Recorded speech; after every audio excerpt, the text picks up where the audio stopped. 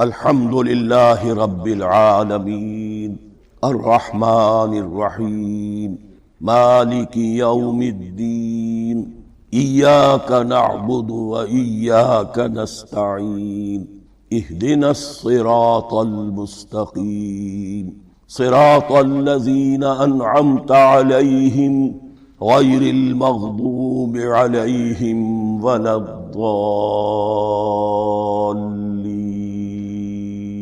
آمین۔ رب اشرح لی صدری ویسر لی امری واحلل عقدۃ من لسانی یفقہوا قولی۔ اللہم ربنا الہمنا رشدنا واعذنا من شرور انفسنا۔ اللہم ارنا الحق حقا وارزقنا اتباعہ وارنا الباطل باطلا وارزقنا اجتنابہ۔ اللہم ربنا یسر لنا امورنا کلہا واتمم لنا بالخیر وتقبل منا فإنک خیر المتقبلین آمین یا رب العالمین۔ ابھی میں نے سورہ فاتحہ کی تلاوت کی اور آپ نے سماعت فرمائی۔ یہ سورہ مبارکہ مصحف کے اعتبار سے تو پہلی سورت ہے ہی، سب کو معلوم ہے، لیکن یہ بھی نوٹ کر لیجئے کہ یہ نزول کے اعتبار سے بھی سب سے پہلی مکمل سورت جو حضور پر نازل ہوئی وہ یہی ہے۔ اس سے قبل متفرق آیات نازل ہوئیں، 5 آیتیں سورہ علق کے آغاز میں، کچھ آیتیں سورہ قلم یا سورہ نون کے آغاز میں، کچھ آیتیں سورہ مزمل کی ابتدا کی، کچھ آیتیں سورہ مدثر کے آغاز کی۔ 5ویں وحی تقریباً اس پر اجماع ہے کہ یہ سورۃ الفاتحہ کی ہے اور یہ مکمل سورت ہے جو حضور پر نازل ہے۔ سورۃ الفاتحہ کے معنی ہوئے افتتاحی سورت، فتح یفتح کے معنی ہے کھولنا، مفتاح کنجی کو کہتے ہیں، چابی کو۔ تو یہ اوپننگ سورہ آف دی قرآن، قرآن حکیم کی افتتاحی سورت۔ ویسے جیسا کہ میں تعارف قرآن کے ضمن میں عرض کر چکا ہوں، عربوں کا یہ مزاج تھا کہ جس چیز سے انہیں خصوصی محبت ہوتی تھی اس کے بہت سے نام رکھتے تھے۔ اس کے بھی بہت سے نام ہیں۔ سورۃ الفاتحہ سب سے عام ہے، لیکن الکافیہ، الشافیہ، ام القرآن، اساس القرآن، کم سے کم یہ 4 نام تو میں سمجھتا ہوں کہ ہر مسلمان کو مزید معلوم ہونے چاہیے، اور بھی بہت سے نام۔ اس سورہ مبارکہ کی بالاتفاق بالاجماع 7 آیتیں ہیں، اگرچہ ان کی ترتیب میں کچھ اختلاف ہے۔ ایک رائے یہ ہے، اور یہ رائے امام شافعی کی بھی ہے اور بصرہ کے جو قراء تھے ان کی بھی ہے، کہ آیت بسم اللہ بھی سورہ فاتحہ میں شامل ہے، اس کا جز ہے۔ وہ اس کو شامل کر کے پھر 7 آیتیں بناتے ہیں، تو آخری جنہیں ہم 2 آیتیں سمجھتے ہیں، صراط الذین انعمت علیہم غیر المغضوب علیہم ولا الضالین، وہ ان کے نزدیک ایک آیت۔ تو گویا کہ نتیجہ یہ نکلا کہ آیتوں کی تعداد 7 ہی رہے۔ امام ابو حنیفہ رحمۃ اللہ علیہ کا موقف اور کوفے کے جو قراء تھے ان کا بھی موقف یہ ہے کہ آیت بسم اللہ نہ سورہ فاتحہ کا جز ہے نہ کسی اور سورت کا جز ہے، سوائے ایک مقام پر جہاں حضرت سلیمان علیہ السلام کا خط جو ہے نقل ہوا ہے، جو انہوں نے ملکہ سبا کو لکھا تھا، انہ من سلیمان و انہ بسم اللہ الرحمن الرحیم۔ تو قرآن کے متن میں صرف اسی جگہ پر یہ آیت شامل سمجھتے ہیں، باقی یہ صرف علامت کے طور پر کہ یہاں سے ایک نئی سورت شروع ہو رہی ہے درج کی۔ اس سورہ مبارکہ کو الصلاح قرار دیا گیا ایک حدیث میں۔ اس کا جو اسلوب ہے وہ دعا کا ہے، اور دعا کے ساتھ اس کی جو مناسبت ہے، اور پھر اسی کی وجہ سے ہماری نماز کا یہ جزو لا ینفک بنا دیا۔ بلکہ ایک حدیث جو میں آپ کو سناؤں گا اس میں اسی کو نماز قرار دیا گیا، الصلاح یہی ہے۔ ویسے وہ حدیث مبارک موجود ہے، من لم یقرأ بفاتحۃ الکتاب لا صلاۃ لمن لم یقرأ بفاتحۃ الکتاب، جو شخص سورہ فاتحہ کی تلاوت نہیں کرتا اس کی کوئی نماز نہیں۔ اس کے حوالے سے بھی ہمارے ہاں 2 مسلک ہیں، ذکر صرف اس لیے کر رہا ہوں کہ آپ کے علم میں ہو، ان میں کوئی بنیادی فرق نہیں ہے۔ کسی بھی ایک رائے کا انسان قائل اور حامل ہو سکتا ہے بغیر اس کے کہ دوسرے کو بالکل غلط قرار دے، بلکہ یہ کہ اس کے لیے بھی گنجائش اپنے ذہن میں اور اپنے دل میں رکھے۔ اور دوسری آیت یہ ہے کہ اس کا حصہ نہیں ہے۔ اسی اعتبار سے یہ کہ یہ سورہ مبارکہ نماز میں پڑھی جانی ضروری ہے، لا صلاۃ لمن لم یقرأ بفاتحۃ الکتاب۔ البتہ یہ اختلاف ہے، یہ بات جو میں ذکر کر رہا تھا جو ذہن سے نکل گئی، کہ آیا مقتدی جو ہے امام کے پیچھے کھڑا ہو کر جب نماز پڑھ رہا ہو تو کیا اس صورت میں بھی اس کے لیے لازم ہے کہ سورہ فاتحہ پڑھیں؟ اس میں 2 رائے ہو گئی، بلکہ 3۔ ایک رائے انتہائی ہے اور وہ فقہ حنفی کی طرف منسوب ہے کہ اگر آپ امام کے پیچھے مقتدی کی حیثیت سے نماز پڑھ رہے ہیں تو کسی بھی رکعت میں آپ سورہ فاتحہ نہیں پڑھیں گے۔ ایک دوسری بالکل برعکس رائے ہے، وہ امام شافعی رحمۃ اللہ علیہ کی ہے کہ ہر حالت میں چاہے امام جہری رکعت پڑھا رہا ہو جس میں وہ بلند آواز سے سورہ فاتحہ پڑھ رہا ہو، اور چاہے وہ سری رکعت ہو، ہر حالت میں مقتدی کو بھی پڑھنی۔ ایک تیسری رائے بین ہے، وہ امام مالک کی ہے رحمۃ اللہ علیہ، کہ جو سری رکعت ہے جس میں کہ امام بھی خاموشی سے پڑھ رہا ہے، مقتدیوں کو بھی پڑھنی چاہیے۔ جو جہری رکعت ہے جس میں کہ امام بلند آواز سے پڑھ رہا ہے، اس میں مقتدیوں کو خاموش رہ کر پوری توجہ جو ہے سننے پر صرف کر دینی چاہیے۔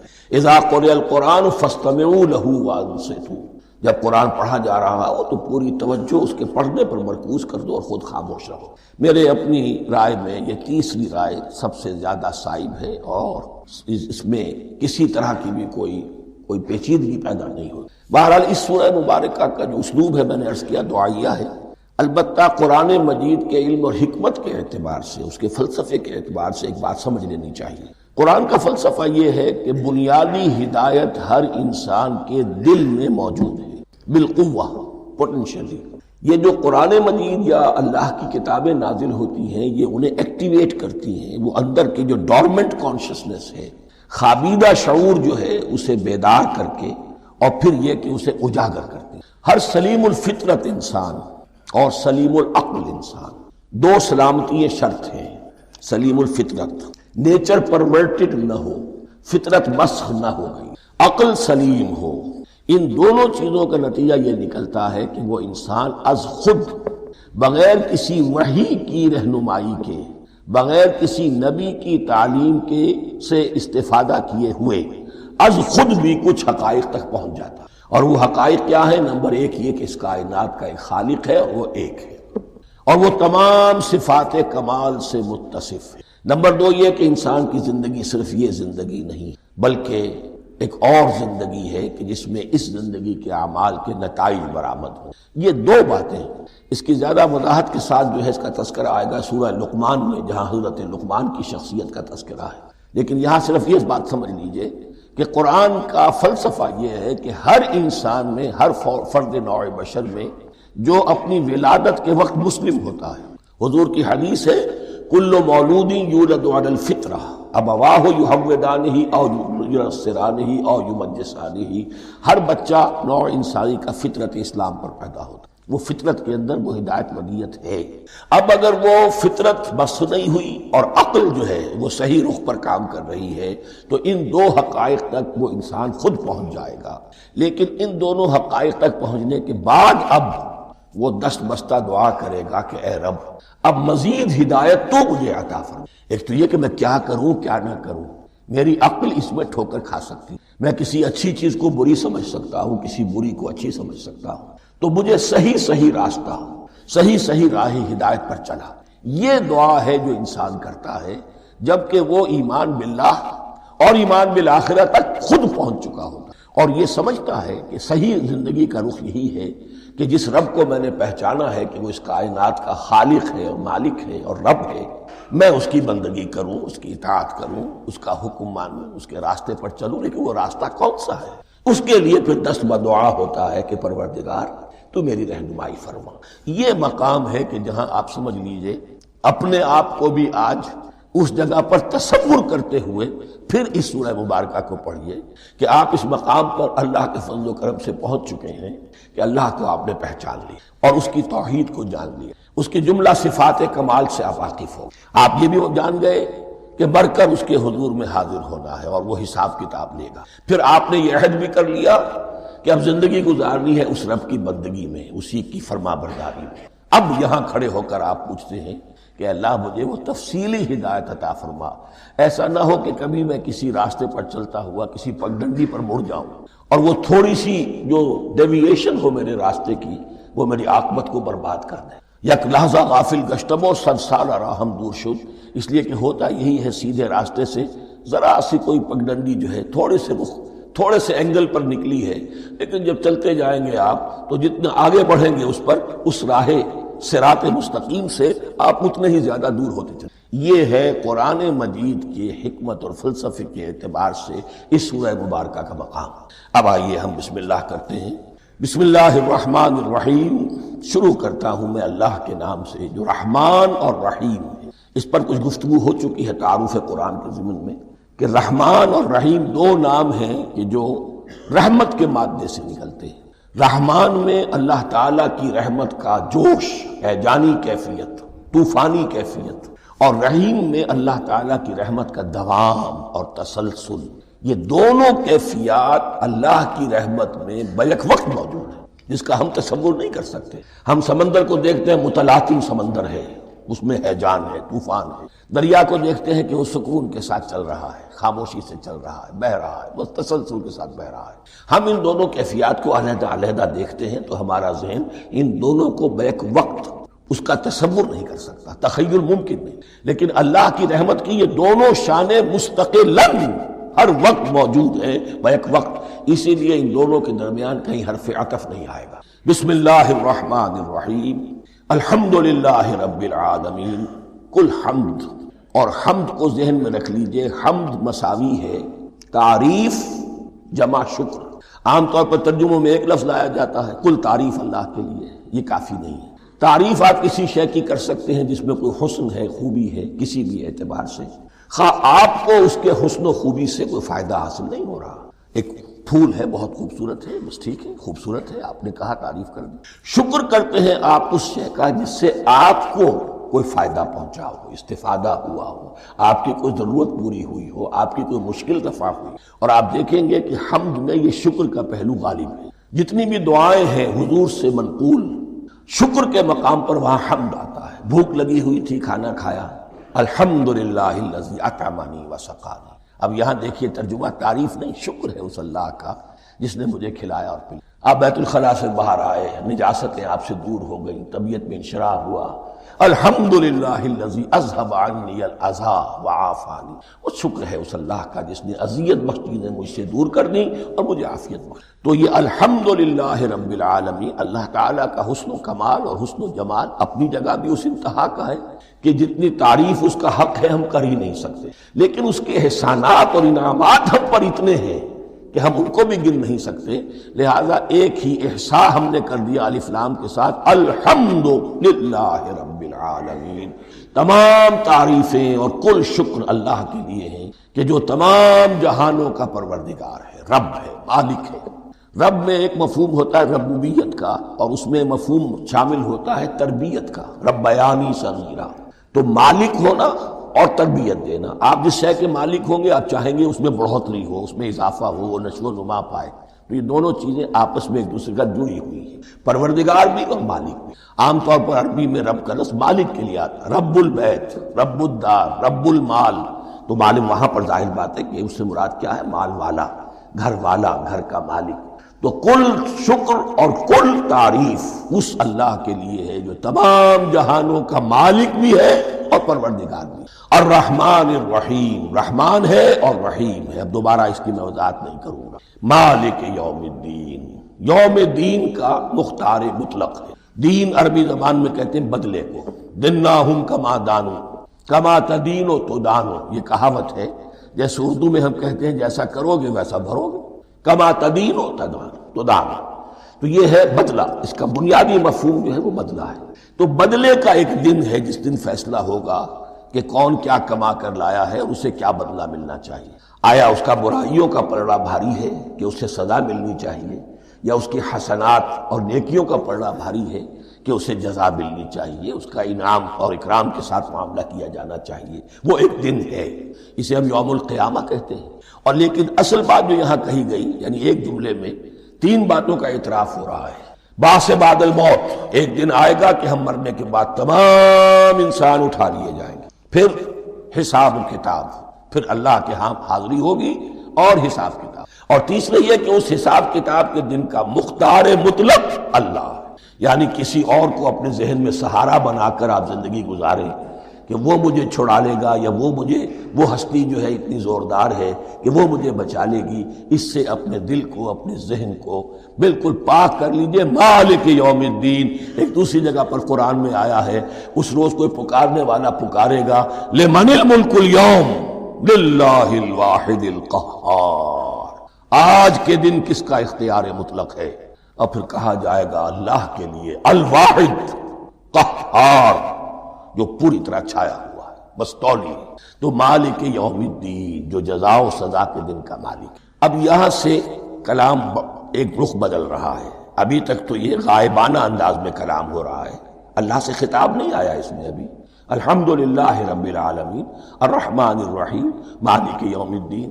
اب خطاب ہے ایاک نعبد و ایاک نستعین، ہم صرف تیری ہی بندگی کرتے ہیں اور کریں گے، اور ہم صرف تجھ ہی سے مدد مانگتے ہیں اور مانگیں گے. یہ ترجمہ میں کیوں کر رہا ہوں کہ یہ فعل مضارع ہے. عربی زبان میں فعل مضارع حال اور مستقبل دونوں کو کور کرتا ہے.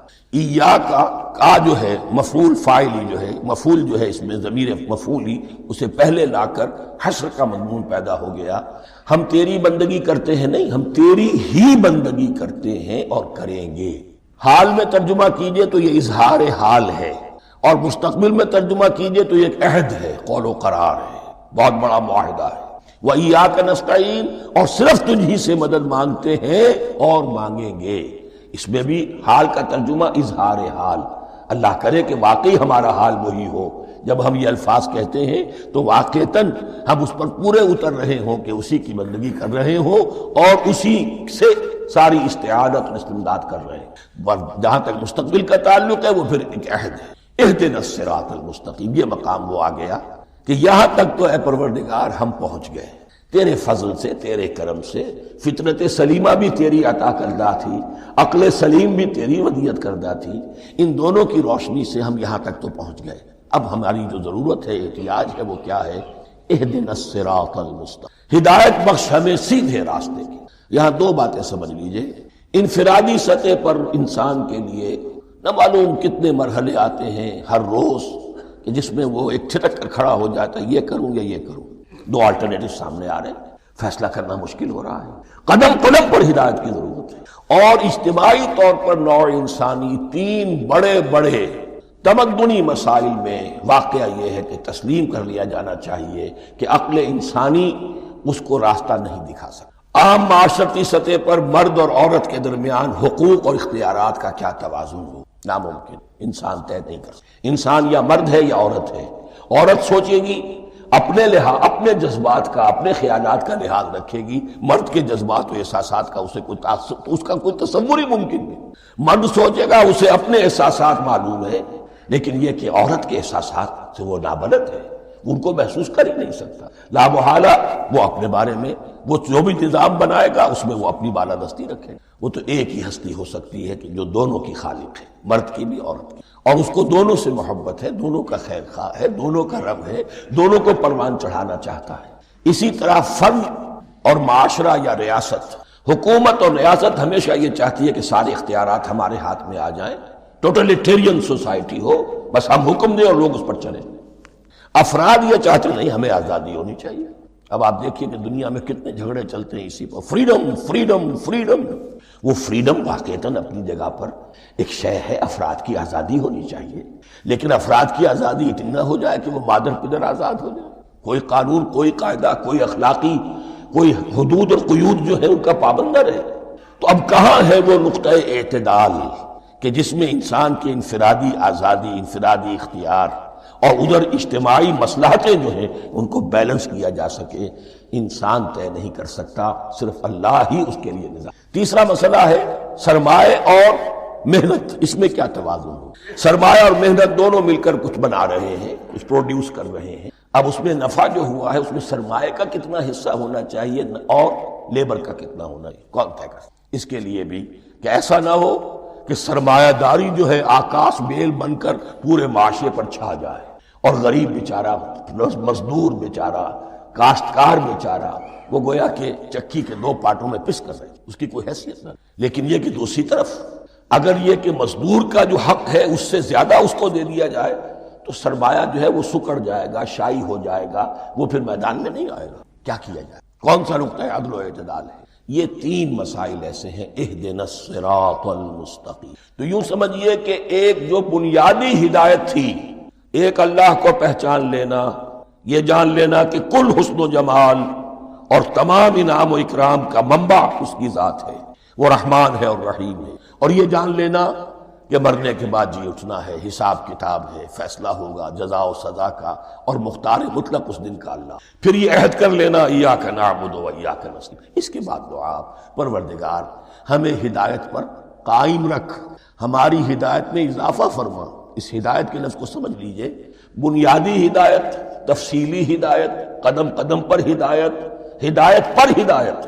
والذین اہتدوا زادہم ھدی، جو لوگ ہدایت کے راستے پر آتے ہیں اللہ ان کی ہدایت میں اضافہ کرتا۔ تو یہ قدم قدم پر ہمیں ہدایت کی ضرورت ہے اور مرحلہ وار ضرورت ہے۔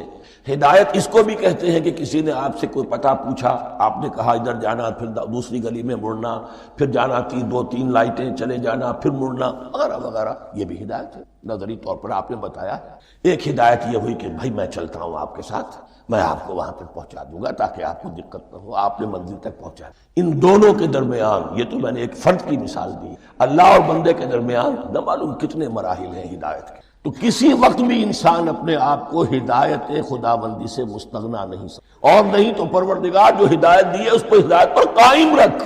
کیا پتہ شیطان کا کوئی حملہ، کیا پتہ ہمارے نفس کی کوئی شرارت کسی ایسے رخ پر ہمیں ڈال دے کہ اب تک کی ساری کمائی بھی ضائع ہو۔ لہذا یہ نہ سمجھیے کہ جب یہ ساری چیزیں ان کو معلوم تھیں، وہ ان چیزوں کا تو اقرار کر رہے، تو اب ہدایت کون سی مانگ رہے ہیں؟ تو ہدایت کا تو بڑا میدان کھلا ہوا، اور اس ہدایت کی وہ جو میں نے آخری شکل آپ کو بتائی ہے کہ منزل مقصود تک پہنچا دے، یہ ہدایت بھی قرآن مجید میں اس معنی میں بھی لفظ آیا ہے کہ اہل جنت جب جنت میں داخل ہوں گے تو جو ترانہ حمد ان کی زبان پر اس وقت ہوگا وہ کیا ہے؟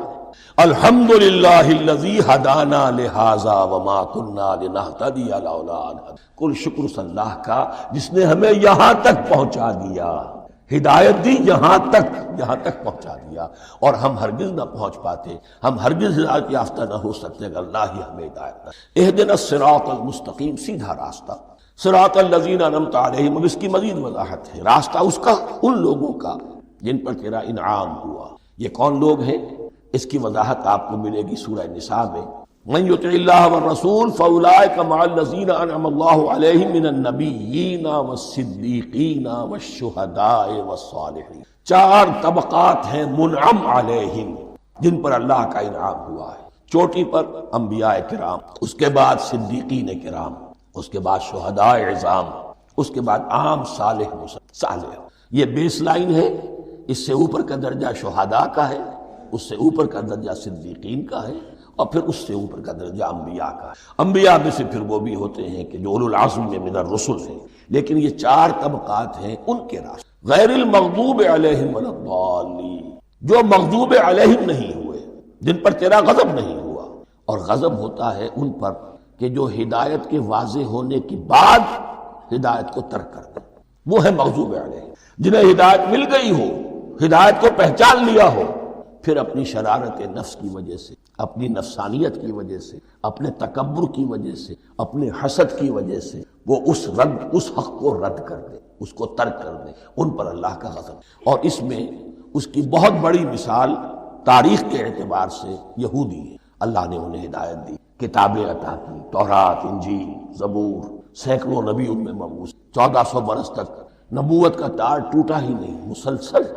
ابتدا میں بھی 2 نبی، موسیٰ اور ہارون، اور اختتام پر بھی 2 نبی، عیسیٰ اور یحییٰ علیہ السلام، اور ان کے مابین کوئی لمحہ نہیں آیا ہے تاریخ بنی اسرائیل میں جبکہ کوئی نہ کوئی نبی موجود، لیکن انہوں نے اپنی شرارت نفس کی وجہ سے ہدایت تورات سے بھی منہ موڑا، اور پھر سب سے بڑی بات یہ کہ ہدایت محمدی سے، ہدایت قرآنی سے بھی صلی اللہ علیہ وسلم منہ موڑا۔ وہ ہے مغضوب علیہ ولا الضالین، اور نہ ہی گمراہ ہوئے۔ یہ لفظ جو آتا ہے عربی زبان میں گمراہ کا بھی ہے اور تلاش حق میں بھٹکنے والے کا بھی۔ ایک وہ شخص ہے جس پر حق ابھی واضح نہیں ہوا، وہ تلاش میں، اس کے لیے بھی ضال کا لفظ آئے۔ اسی طرح کوئی شخص کسی کے عشق اور محبت میں ایسا ہو جائے، دیوانہ ہو جائے، اس کو بھی ضال کہتے ہیں، یعنی اس کے اوپر جذبات کا اتنا غلبہ ہو گیا ہے کسی کی محبت اور عشق کی۔ تو حضور کے لیے یہ لفظ آیا ہے وَوَجَدَكَ ضَالًّا فَهَدَىٰ، اور یہ تو سورۃ الضحیٰ ہے، اکثر بیشتر لوگوں کو یاد ہوگی۔ تو یہ جو ضال کا لفظ ہے اس میں سمجھ لیجئے ضروری نہیں ہے کہ وہ گمراہ ہو، بلکہ وہ بھی کہ جو ابھی راہ ہدایت کی طلب میں، اس کے حصول کے لیے اس کی تلاش میں کوشاں، اور وہ بھی کہ جو کسی مغالطے کی وجہ سے حق سے منحرف ہو۔ یہ بھی جان لی کہ ایک ہے بدنیتی، تکبر، حسد، حق کو جان کر پہچان کر رد کر دینا یا چھوڑ دینا یا ترک کر دینا، ایک ہے کسی غلطی میں، کسی جذبات کے اندر آ کر، کسی غلو کے اندر مبتلا ہو کر اور حق سے منحرف ہو۔ اس کی جو سب سے بڑی مثال ہے وہ نصارہ ہے، عیسائی۔ حضرت مسیح کو انہوں نے مانا لیکن غلو کیا، یہ لفظ آئے گا آگے، لا تغلو فی دینکم، اپنے دین میں غلو نہ کرو۔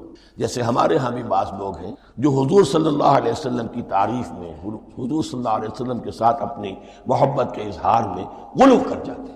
یہ انتہا درجے کو ہو گیا تھا حضرت مسیح علیہ السلام کے ماننے والوں، اور اس کی بنا پر انہوں نے تثلیث کا عقیدہ ایجاد کر لیا اور حضرت مسیح علیہ السلام کو اللہ کا بیٹا بنا۔ تو اس کی سب سے بڑی مثال ضالین کی اس اعتبار سے کہ ہدایت پانے کے بعد کسی بدنیتی سے نہیں بلکہ کسی اچھے جذبے میں غلو کی وجہ سے رسول سے محبت کرنا تو اچھا جذبہ ہے، لیکن یہ محبت بھی ایک حد میں رہنی چاہیے۔ غلو کرے گی تو ظاہر بات ہے کہ اس کے بعد وہ گمراہی کی طرف لے جائے۔ تو یہ ہے اس سورہ مبارکہ کا ترجمہ، اور اس کے بعد آخر میں آمین کہنا یہ مسنون بھی ہے، کہنا چاہیے۔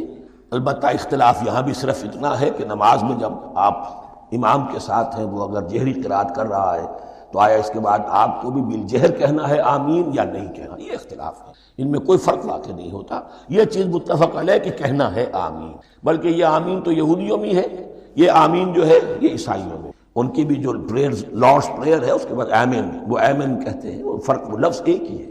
اس لیے کہ عبرانی زبان اور عربی زبان، یا تو ہم یہ کہہ سکتے ہیں کہ دونوں بہنیں ہیں، کوئی ایک مشترک زبان تھی ان کی ماں جس کی یہ دو بیٹیاں، اور یا یہ کہنا پڑے گا کہ عربی زبان کی ماں جو ہے وہ عبرانی زبان ہے۔ بہرحال بڑا قریبی رشتہ عربی کا اور عبرانی کا ہے، اس اعتبار سے وہ آمین۔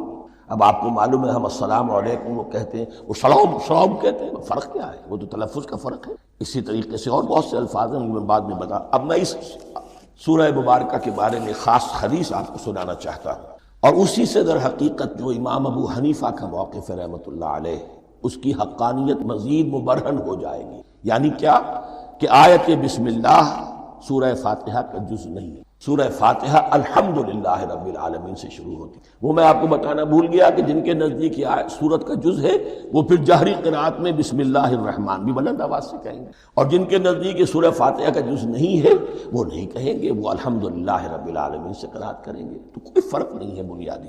یہ حدیث جو ہے یہ مسلم شریف میں ہے اور حدیث قدسی ہے، اس کے راوی حضرت ابو ہریرہ ہے رضی اللہ تعالی عنہ، اور اس حدیث نے اس صورت کے مضامین کا نہایت عمدہ تجزیہ کر دیا۔ حدیث کے الفاظ سن لیجئے، قسمت الصلاۃ بینی و بین عبدی نصفین، اللہ تعالیٰ فرما رہے ہیں، حدیث قدسی ہے، میں نے نماز کو، صلاۃ کو اپنے اور اپنے بندے کے درمیان آدھا آدھا تقسیم کر لیا، فنصفها لی و نصفها لعبدی، اس کا نصف جو ہے وہ میرے لیے ہے اور نصف جو ہے وہ میرے بندے کے لیے، وَلِعَبْدِي مَا سَأَلَ، اور جو میرے بندے نے مانگا میں اسے دوں گا، میرا وعدہ ہے یا میں نے اسے دوں۔ اس کے بعد اس کی تفصیل آتی ہے، اذا قال العبد، جب بندہ کہتا ہے الحمدللہ رب العالمین، قال اللہ حمدنی عبدی، جب بندہ کہتا ہے الحمدللہ رب العالمین، اللہ فرماتا ہے میرے بندے نے میری حمد کی۔ وَإِذَا قَالَ الرَّحْمَنُ الرَّحِيمُ قال اللہ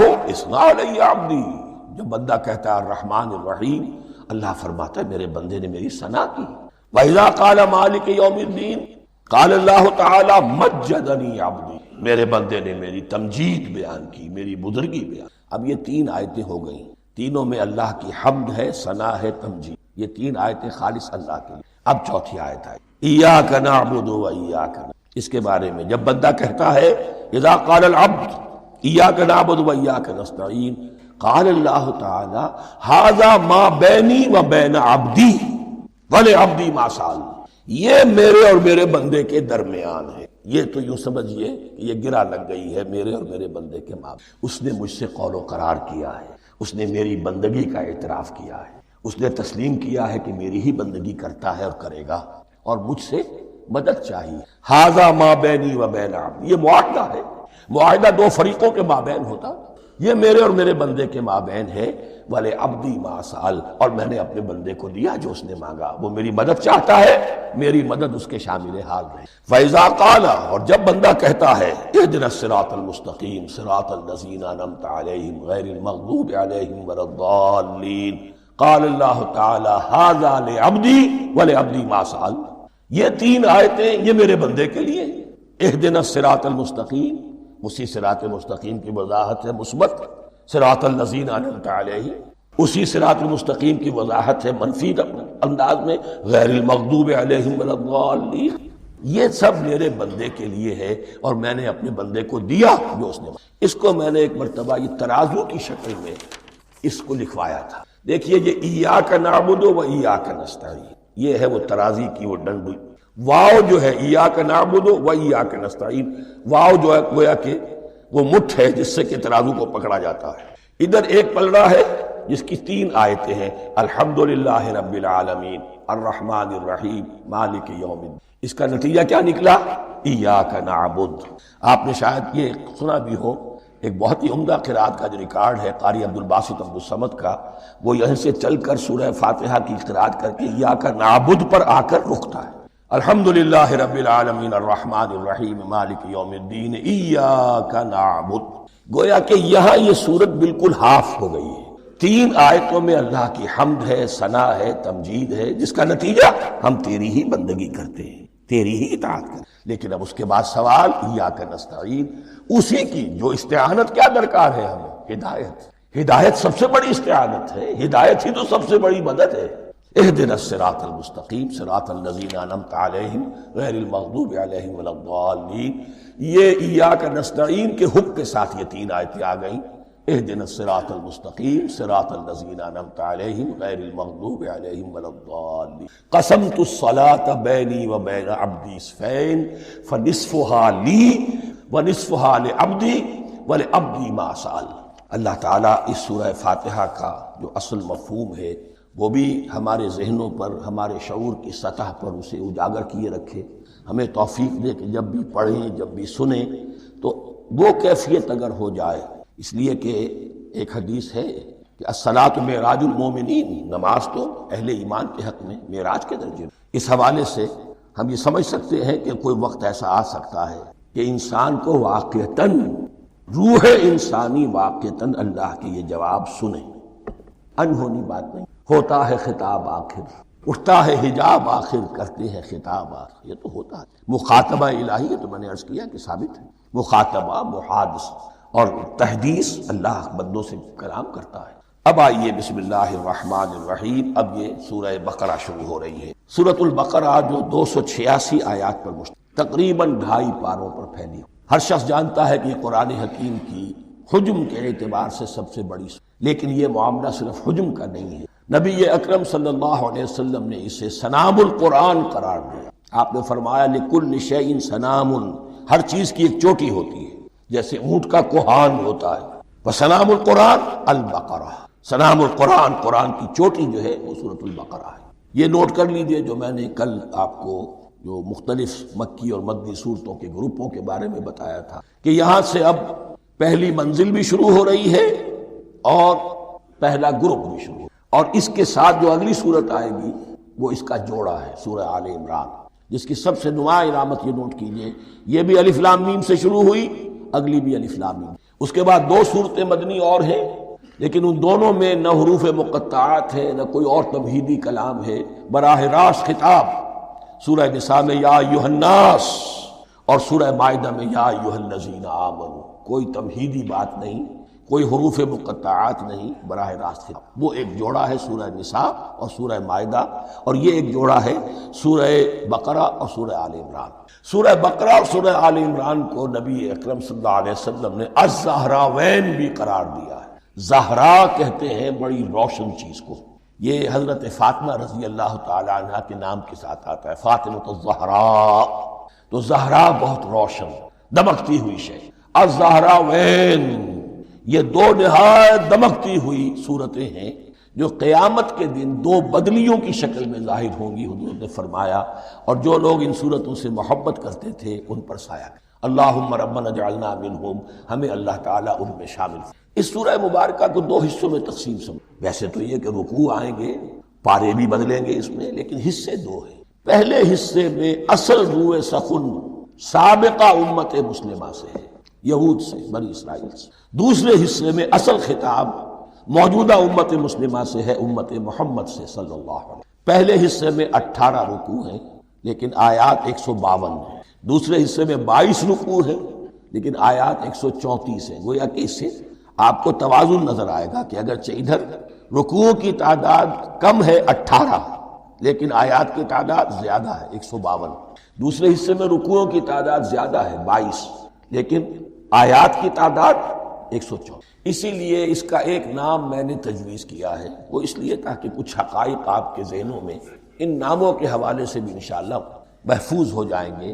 سورۃ الامتین، دو امتوں کی سورت، اس لیے کہ تقریباً نصف اس کی ساری بحث جو ہے، مرکزی بحث، وہ سابقہ امت مسلمہ بنی اسرائیل، اور دوسرا نصف اس میں سارا خطاب وہ ہے موجودہ امت مسلمہ یعنی امت محمد صلی اللہ علیہ وسلم۔ اس کا جو پہلے 18 رکوع ہے یا پہلا حصہ ہے، اس کے اندر ڈویژن فردر ہوگی ورٹیکل، عمودی، پہلے 4 رکوع، پھر 10 رکوع، پھر 4 رکوع۔ لیکن جو 22 رکوع ہیں دوسرے حصے کے، دوسرے نصف کے، اس میں ڈویژن جو ہے جو ہاریزونٹل ہے، وہ افقی تقسیم ہے، عمودی نہیں، افقی۔ وہ میں بعد میں بیان کروں گا جب ہم وہاں پہنچیں۔ ان کو پہلے سمجھ لیجئے کہ اس پہلے حصے کی جو تقسیم میں نے کی ہے، پہلے 4 رکوع، پھر 10 رکوع اور پھر 4 رکوع۔ پہلے 4 رکوع یوں سمجھیے کہ پورے قرآن مجید کے لیے اس کی حکمت اور فلسفے کا جو حصہ مکی قرآن میں بیان ہو چکا تھا